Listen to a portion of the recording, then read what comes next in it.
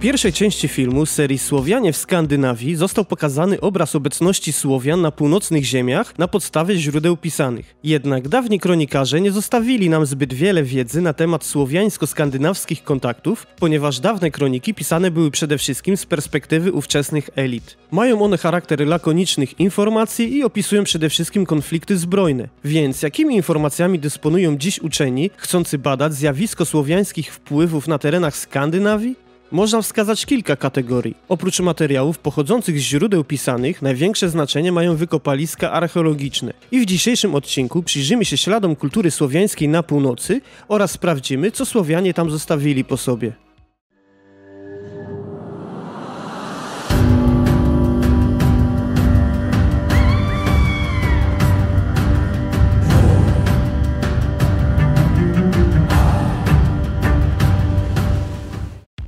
Słowianie obecni na terenie Skandynawii zostawili po sobie m.in. ślady budownictwa, pozostałości ceramiki słowiańskiej, biżuterię czy relikty powszechnego użytku. Od X wieku Słowianie pojawili się masowo w Danii, Szwecji, Norwegii, a nawet na terenach odległej Islandii.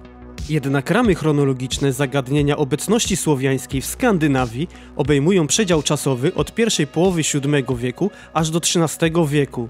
Podstawowym źródłem informacji na temat aktywności słowiańskiej w Skandynawii są znaleziska wyrobów garncarskich. Istnieją jednak także inne wyznaczniki tego zjawiska. Na północy zarejestrowano również słowiańskie groby, wraki łodzi, biżuterię, okucia pochewek noży, relikty zabudowy oraz dane toponimiczne. Zdecydowanie najpopularniejszą kategorią przedmiotów łączonych ze Słowianami, które odkryto w Skandynawii, jest jednak ceramika. Elementy te występują w kilku przedziałach czasowych, a najstarsze znaleziska pochodzą już od okresu Wendel oraz z początku wczesnego średniowiecza. W tym okresie towary eksportowane z południowego brzegu Bałtyku na północ do Skandynawii wkładano do baniastych garnków z wygiętym na zewnątrz brzegiem, tak zwanego naczynia typu Feldberg. Tę ceramikę wytwarzała ludność zamieszkująca północno-zachodnie obszary Słowiańszczyzny. Wykopaliska potwierdziły, że lepiono je m.in. w Szczecinie, Wolinie, nad Dolną Parsentą oraz w Mecklenburgii.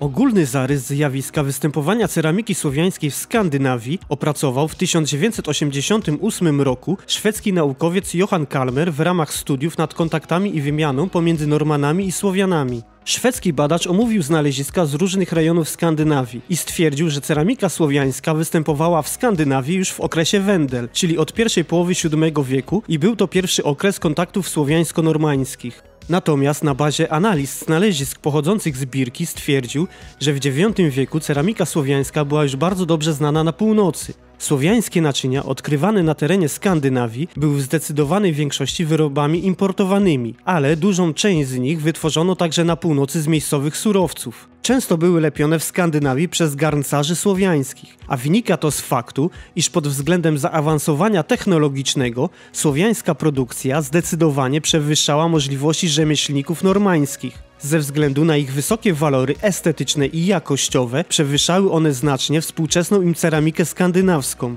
Choć od epoki Wendel do wczesnej epoki Wikingów ceramika słowiańska nigdy nie wyparła rodzimych wyrobów normańskich, była ona postrzegana na północy raczej jako dobro luksusowe. Najlepszym tego przykładem są liczne znaleziska na cmentarzu w Birce, gdzie naczynia słowiańskie odkryto w grobach obok innych dóbr luksusowych. Ślady ceramiki Słowian osiadłych i produkujących w Skandynawii, jak i wytwórczość skandynawską, powstałą pod wpływem inspiracji garncarstwem Słowian, datuje się też na okres od schyłku X wieku aż po XIII wiek. Wtedy powodzeniem cieszyły się wazy o dużych walorach estetycznych, tak zwane naczynia typu Fresendorf. Centra występowania ceramiki są odzwierciedleniem koncentracji kultury słowiańskiej w Skandynawii. Wśród znalezisk wyrobów ceramicznych widoczny jest brak hybryd sytuujących się pomiędzy skandynawską i słowiańską tradycją garncarską.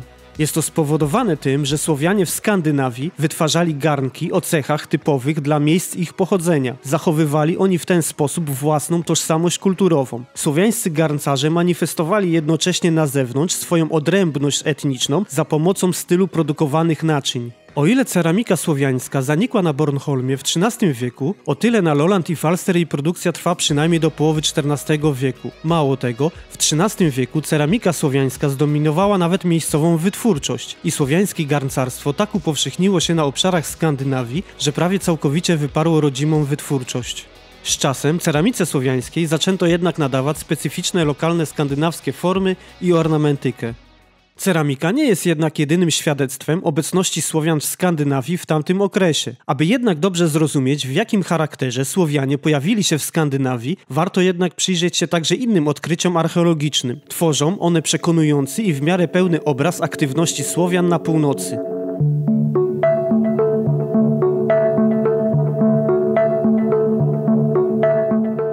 O słowiańskiej kolonizacji świadczą także znaleziska biżuterii. Ozdoby kobiece, w tym kabłączki skroniowe, uważane są za dowód obecności Słowianek na północy. Istnieje pewna kategoria znalezisk, takich jak biżuteria kobieca, która rzadko podlegała zjawisku importu mody. Dlatego jeśli na przykład w południowej Norwegii znajduje się kobiece ozdoby słowiańskie, można być niemal pewnym, że przywiozła je ze sobą prawdziwa Słowianka. Możemy zatem wskazać typowo słowiańskie przykłady biżuterii, które odkryto na terenie Skandynawii. W przypadku ozdób słowiańskich najpowszechniej występują zausznice oraz srebrne paciorki, ale i też m.in. zawieszki, kabłączki skroniowe oraz lunule. Biżuteria słowiańska odkrywana w Skandynawii pochodzi głównie z pochówków i z tzw. depozytów, czyli skarbów, które zostały gdzieś kiedyś ukryte lub złożone w celach rytualnych. Niekiedy znajdowana jest także w formie luźnych znalezisk niepowiązanych z innymi obiektami. Luźne znaleziska biżuterii sugerują, że były to zapewne zguby, co z kolei świadczy o ich codziennym użytkowaniu. Najciekawsze są jednak przykłady słowiańskich ozdób, które znalazły się w pochówkach. Jednoznacznie dowodzą one fizycznej obecności Słowianek w Skandynawii. Przykładami takiej biżuterii są kabłączki skroniowe. Na północy odkopano je m.in. w Sigtunie oraz na Gotlandii, ale najwięcej tego typu odkryć pochodzi jednak ze skarbów z wyspy Bornholm, choć odnotowano także przykłady słowiańskich ozdób z terenów innych duńskich wysp. Słowiańska biżuteria z Bornholmu jest datowana na okres od X do XII wieku. Większość skarbów bornholmskich została zdeponowana pod kamieniami, w pobliżu dużych drzew lub w obrębie domostw. W większości przypadków zdeponowano ją w naczyniach ceramicznych, charakterystycznych dla garncarstwa słowiańskiego. W skarbie Sparegård na Bornholmie został ponadto odnaleziony fragment kaptorgi trapezowatej. Na terenie Słowiańszczyzny północno-zachodniej ozdoby tego typu najczęściej występowały na Śląsku, Wielkopolsce, Małopolsce, w Polsce centralnej oraz na Pomorzu. Ich występowanie przypada na koniec X i początek XII wieku. Ponadto zarejestrowano też wiele pierścionków taśmowatych. Jeden tego typu egzemplarz wystąpił w postaci znaleziska luźnego na Bornholmie. Wykonany został ze srebra. Miał on postać prostej, niezwiniętej i niezdobionej obłej taśmy. Tego typu ozdoby na terenie Słowiańszczyzny północno-zachodniej występowały w X i XIV wieku. Były to z pozoru niewiele znaczące fragmenty przedmiotów codziennego użytku, pozwalające jednak odkryć świat, który nie przetrwał w pamięci kolejnych pokoleń i którego nie ma również w źródłach pisanych. Odkrycia słowiańskiej biżuterii w Skandynawii przekonują o tym, że na północy zamieszkiwały Słowianki. W pochówkach oprócz omawianej biżuterii znajdowały się też naczynia charakterystyczne dla słowiańskiego rzemiosła. W tej chwili nie da się jednoznacznie odpowiedzieć na pytanie o ich rolę. Wiele w tej kwestii wyjaśnia fakt, że przynajmniej część rozpatrywanej biżuterii to kosztowne, wyrafinowane pod względem sposobu wykonania ozdoby, na które pozwolić mogły sobie przede wszystkim przedstawicielki słowiańskich elit. Bez dwóch zdań, ale najciekawsze dla oka przedmioty pochodzenia słowiańskiego w Skandynawii pozostawiły po sobie kobiety. Warto odnotować zwłaszcza topór odkryty w pochówku słowiańskiej wojowniczki w Bogowej na wyspie Langeland.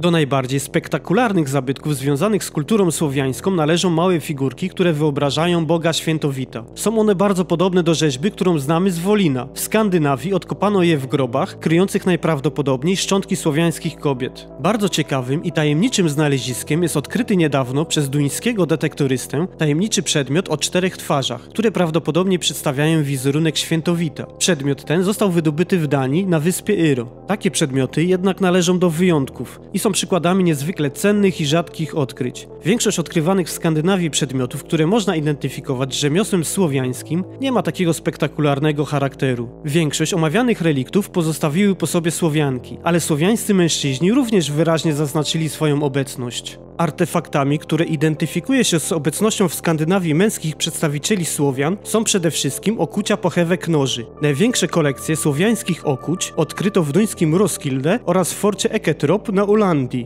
Pochewki noży okute brązową blachą były jednym z atrybutów słowiańskiego mężczyzny. Były elementem wczesnośredniowiecznego uzbrojenia z Pomorza Zachodniego. Okucia pochewek noży wraz z dużą ilością ceramiki słowiańskiej odkryto także w miejscowości Fribrudre na wyspie Falster, a cennych wskazówek na temat tożsamości mieszkańców tej wczesnośredniowiecznej osady dostarczyła nam archeologia. Odkryto tam bowiem szczątki łodzi słowiańskich oraz pozostałości stoczni, na której dokonywano konserwacji, remontów i drobnych napraw statków z użyciem drewna z drzew ściętych w latach 1040–1085. Odkryte elementy łodzi łączone były ze sobą metodą typową dla Słowian, za pomocą drewnianych kołków, podczas gdy na terenie Skandynawii poszycie mocowano za pomocą żelaznych nitów. Niektórzy badacze wskazują też na sposób uszczelniania łodzi odkrytych we Fribrudre, do którego wykorzystywano przede wszystkim mech, a nie jak najczęściej miało to miejsce w Skandynawii sierść zwierząt. Najprawdopodobniej wyspę zamieszkiwała duża społeczność słowiańska. Świadczy o tym nazwa miejscowości, która jest pochodzenia słowiańskiego. Fribrudre swój źródłosłów znajduje w słowiańskim Przybrodziu.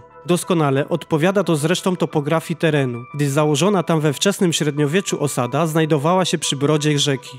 Ceramika czy znaleziska biżuterii, okuć pochewek noży, wraków łodzi nie są jednak jedynym świadectwem obecności Słowian w Skandynawii w tamtym okresie. Zjawisko to nie ograniczało się wyłącznie do wymiany dóbr, ale łączyło się także z fizyczną obecnością Słowian na północy. Słowianie i Normanowie żyli po sąsiedzku nie tylko jako mieszkańcy przeciwległych wybrzeży Bałtyku. Spotykali się ze sobą w nadbałtyckich portach, zamieszkiwali często wspólnie te same osady, grody i wyspy. Sytuacje takie miały miejsce zarówno na północy, jak i na południu.